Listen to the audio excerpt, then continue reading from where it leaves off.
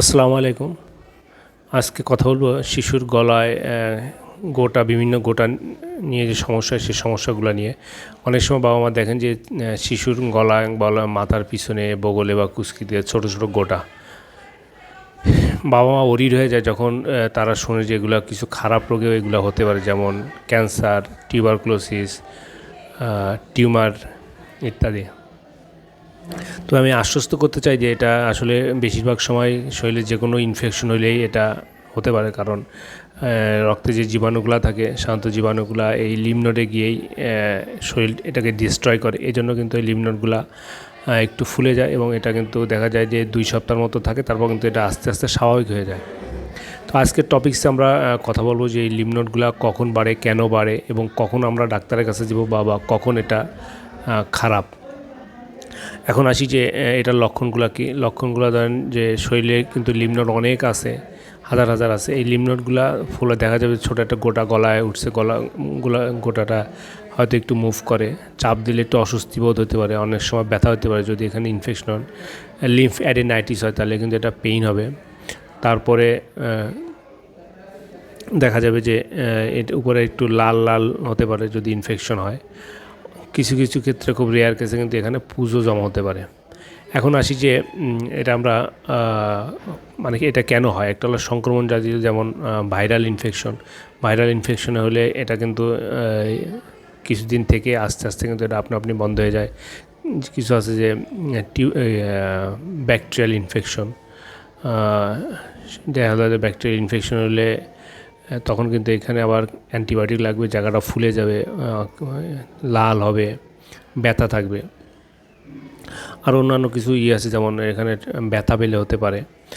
এখন আসি যে আমরা ডায়াগনোসিস করব কিভাবে। শরীরের কোথাও যদি এরকম গোটা গোটা হয়, সে গোটাটা যদি কখন সমস্যা, সাধারণত বাচ্চাদের ক্ষেত্রে যদি গলায় এই লিম্ফ নোডটা যদি 1 সেন্টিমিটারের চেয়ে বড় হয়, যদি কুচকিতে 1.5 সেন্টিমিটারের চেয়ে বড় হয় এবং যে কোনোই এগুলা যদি 0.5 সেন্টিমিটারের চেয়ে বড় হয়, তখন আমরা এটা নিয়ে অরিড থাকবো। আর যদি এর চেয়ে কম থাকে তাহলে এটা আপনি ভালো হয়ে যাবে। আর এটা হলো আমরা শরীরে দেখে বুঝবো, যে প্রথমে বললাম যে এটা ফোলা থাকবে, লাল থাকতে পারে, ব্যথা থাকতে পারে, চাপলে অস্বস্তি বোধ করতে পারে। আরেকটা কিছু পরীক্ষা করতে হবে, যেন রক্তের total complete blood count, ESR, তারপরে কিছু যেমন আলট্রাসোনোগ্রাম করতে পারি। আর কিছু ক্ষেত্রে আপনার বায়োপসি করা লাগে, যখন আমরা কোনো ডেফিনিটিভ পৌঁছাইতে পারি না, তখন এটা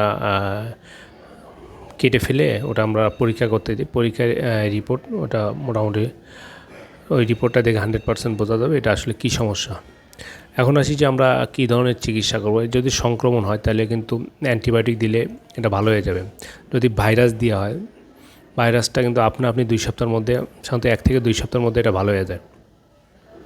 কিছু আছে ডেফিনেটিভ চিকিৎসা, যেমন যদি টিবি হয় তাহলে টিবির কিন্তু আপনার ওষুধ খাইতে হবে 6 মাস 9 মাস এরকম, রেগুলারলি খাইতে হবে। এটা সব পরীক্ষা নিরীক্ষা করে ডায়াগনোসিস হওয়ার পরে।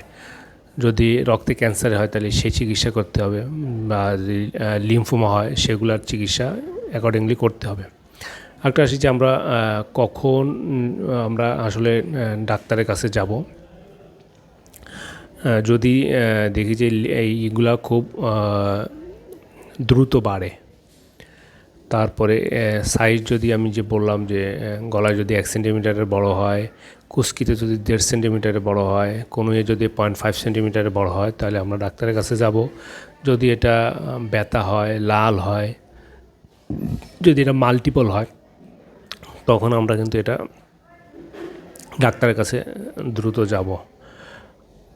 আরেকটা হলো যে আমরা আসলে কখন অপারেশন করব। যদি কোনো কারণে এখানে পুঁজ জমা হয় তাহলে আমরা অপারেশন করে পুঁজ বের করে দিতে পারি। আর যদি কোনো কারণে দেখি যে আমরা ডায়াগনোসিস করতে পারতেছি না, যে পরীক্ষাগুলো বলে এলাম, তখন আমরা এটা কেটে বায়োপসি করতে পারি। এই সব ক্ষেত্রে সার্জারি প্রয়োজন হয়। ধন্যবাদ। আপনার যদি কোনো কোশ্চেন থাকে ইনবক্সে করতে পারেন। খোদা হাফেজ।